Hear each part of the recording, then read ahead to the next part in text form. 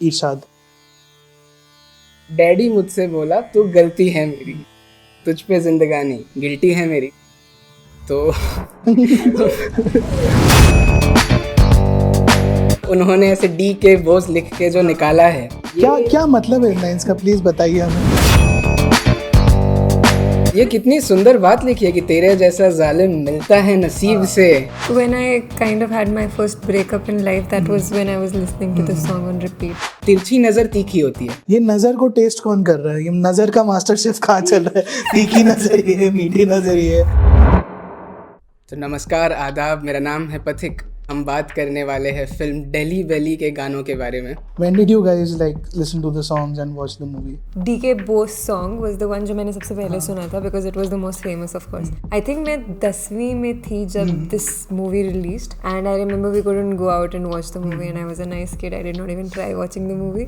That was my first experience, but today I love नकद वाले, disco धार वाले खिसको and Sweetie तेरा प्यार. And there was a time where I thought तेरे सिवा is the best breakup song ever. पथिक।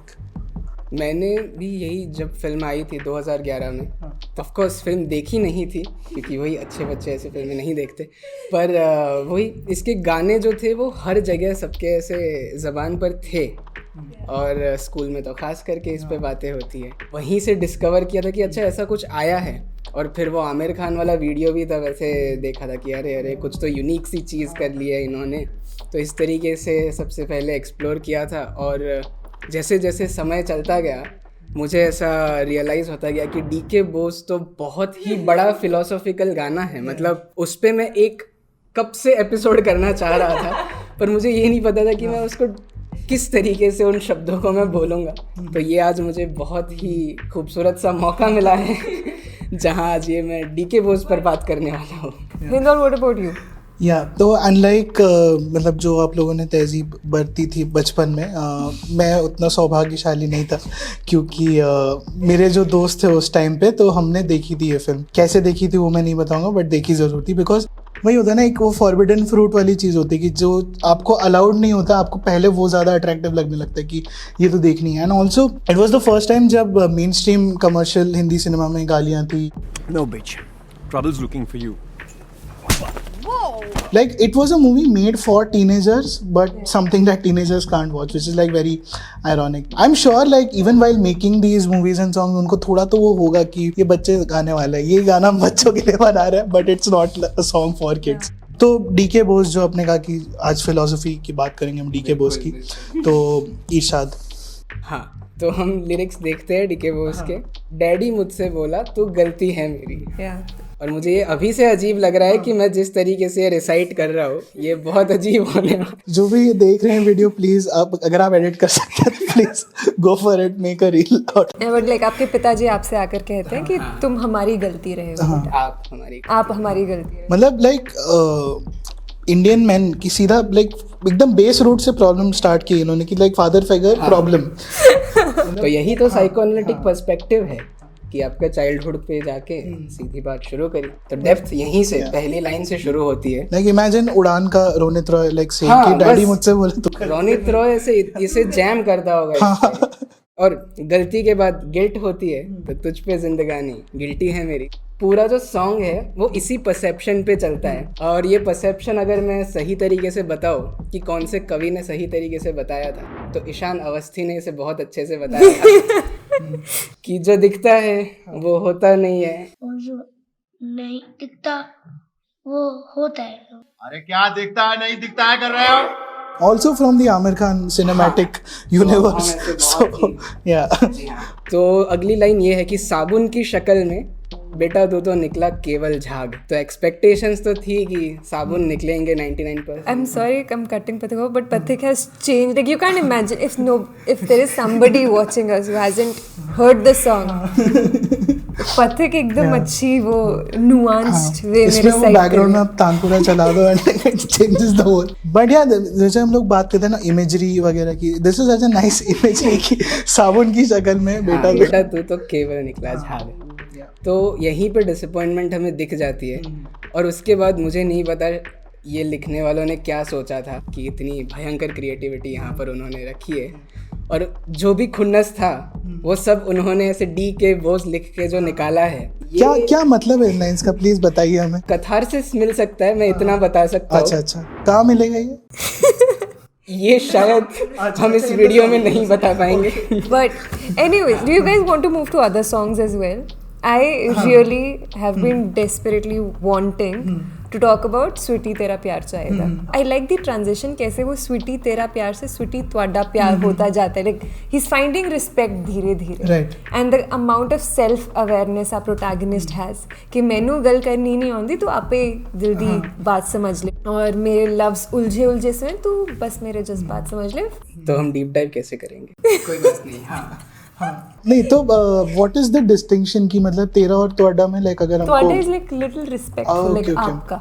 स्वीटी तेरा प्यार में the other thing that I like is, जैसे नॉर्मली गानों में एक वो होता है कि जिसको हिंदी में एग्जैजरेशन जैसा थोड़ा होता है कि like you praise the girl, like whoever you are singing for. Most famous example भी कि एक लड़की को देखा तो ऐसा लगा जैसे खिलता गुलाब and all of those things. तो इस गाने में भी है लाइक कंपैरिजंस हैं, but those are very interesting comparisons. कि जैसे यहाँ अभी सामने ये खुला है कि वो मेरी खुशियाँ द सीड है स्वीटी तेरा प्यार, अंग अंग विच फीड है स्वीटी तेरा प्यार, जिंदगी दी लीड है स्वीटी तेरा प्यार, नीड मेरी ग्रीड है स्वीटी तेरा प्यार. मतलब इंटरनल वांट एक्सटर्नल वांट दोनों है इसके अंदर. एंड ऑल्सो मतलब मिलियो वाइज भी अगर हम देखें तो बहुत सारी ऐसी फिल्में होती है कि जैसे फॉर एग्जाम्पल मुन्ना भाई MBBS, like it's my all time favourite film, but उस फिल्म में एक रोमांटिक गाना आता है and it sounds nothing like anything Munna भाई वुड एवर से और सिंग. तो मतलब मुझे उस चीज़ से बहुत प्रॉब्लम होती है कि आपका कैरेक्टर एक वोकैबुलरी में बात करता है एंड सडनली वो ऐसे उर्दू का शायर बन जाता है. बट इस फिल्म में इन लोगों ने दिल्ली का जो वो पकड़ा है ना कि दिल्ली में थोड़ा पंजाबी इन्फ्लुएंस भी है, थोड़ा हिंदी ये भी है. So And all it's of those also a things- little abusive of sorts. Little Not is- very हाँ, respectful actually. Yeah. So वो पूरा उन्होंने अच्छा कैप्चर किया. Tere Siva is actually a very nice song, and do you remember when it comes in the movie? ये तो actually educated guess मार सकते हो कि हर स्टोरी में एक पॉइंट आता है हीरो, हाँ कि द हीरो इज लाइक कि अभी सब खत्म हो गया and then the climax begins, so you can guess कि हाँ उसी टाइम I पे आया होगा. think when I kind of had my first breakup in life, that was when I was listening to this song on repeat. That's it. तो इसकी पहली line जो है ये है दुआ या है सजा, तो आप ये फिगर आउट करते रह जाते हो I कि just ये used to vibe with this song. उस टाइम मेरा इतना दिमाग नहीं चलता था. That I realized later. But this movie gives you like all kinds of songs for breakup. जैसे ये तो मतलब थोड़ा मेलो ये हो गया. द अदर एक्सट्रीम इज जा चुड़े. I love that song.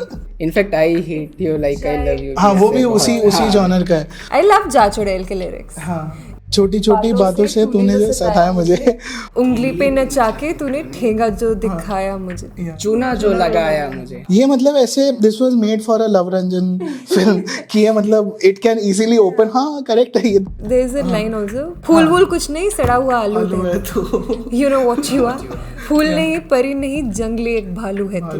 तो वाह. I think I found new respect for Amitabh Bhattacharya when I realized he's the lyricist of most of the songs. Amitabh Bhattacharya, like हम प्रतीक से भी मेरी बहुत बार इस पे बात हुई है कि he has a very interesting writing style. He doesn't have a poetry background as such कि उन्होंने बहुत पोएट्री कंज्यूम की हो.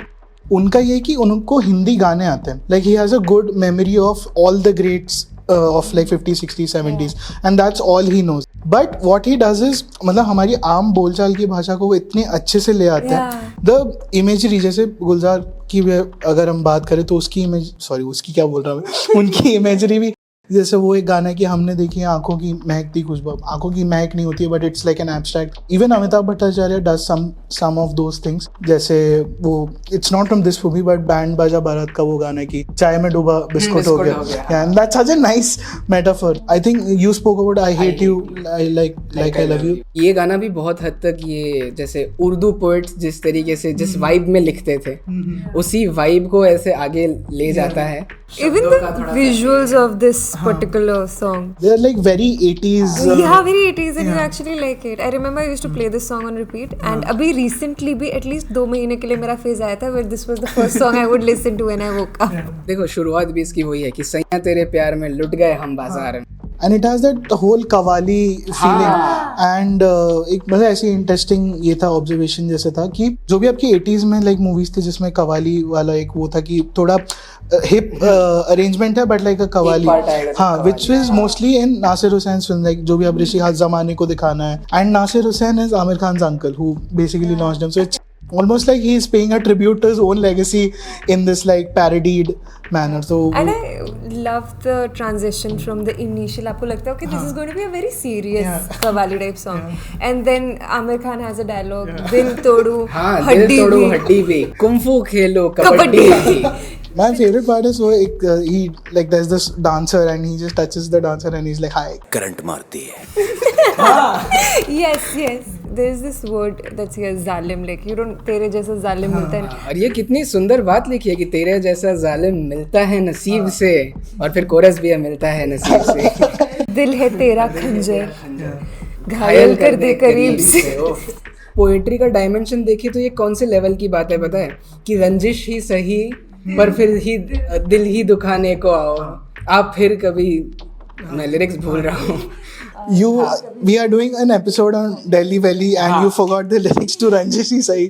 This is Pathik's transition to the dark side, but रंजिशी से ही दिल दुखाने के लिए आप फिर मुझे छोड़, आप फिर से मुझे छोड़ जाने के लिए। हाँ, तो वही कि ये करीब भी इसलिए बुला रहे हैं कि वो ऐसे घाव देने के लिए आ सके। okay, what is मतलब आज हम सामने सामने बैठे तो like I can ask you this, what is this obsession in Urdu शायरी की, मतलब ऐसे दुख दर्द पीड़ा कष्ट ये सारी चीज़ें क्यों होती है उर्दू शायरी में? Mostly because I think Urdu शायरी में देर आर 3 मेन प्रोटैगनिस्ट जिनके लिए आप लिखते हैं। एक होती है आपकी शराब wine, then there is god and then there is lover or your friend. Unfortunately like इनमें से आधी चीज़ों से तो आपको दुख ही मिलता है। आपकी सेंट्रल थीम वहीं पे और डिफाइन शायद तीनों की आपने जो बताया उस पे यही रहता है कि हम खुद को न्यौछावर कर देंगे उस पे। हाँ, तो वो तो एक कॉमन थीम बन के आ ही जाती। फिलोसॉफिकल पर्सपेक्टिव भी यही है कि सूफीज़म में वो ऐसे स्टेजेस है और उसमें हुई कि जैसे जैसे आप ऊपर बढ़ते हो तो आप खुद से नजात पाते जाते हो। तो वही इरशाद कामिल जो लिरिसिस्ट है उनका एक ये था कि if there is a well written romantic song which is about a lover, if it's well written enough it can also fit for the god theme. या फिर एक अच्छा भक्ति का भजन जो हो सकता है वो बिल्कुल कैन बी अ रोमांटिक। ये जैसे उनका एग्जांपल उन्होंने दिया था, जैसे जब भी मेट में वो गाना है कि तुमसे ही दिन होता है तुमसे ही शाम आती है, तो a woman came up to him and said कि I sing this song every day as a bhajan, but उन्होंने तो as a romantic song ही लिखा था। I don't know any song from Delhi Valley can become a bhajan, but that would be very हाँ, क्योंकि ये प्रेम गीत नहीं है ना, क्योंकि ये इसलिए।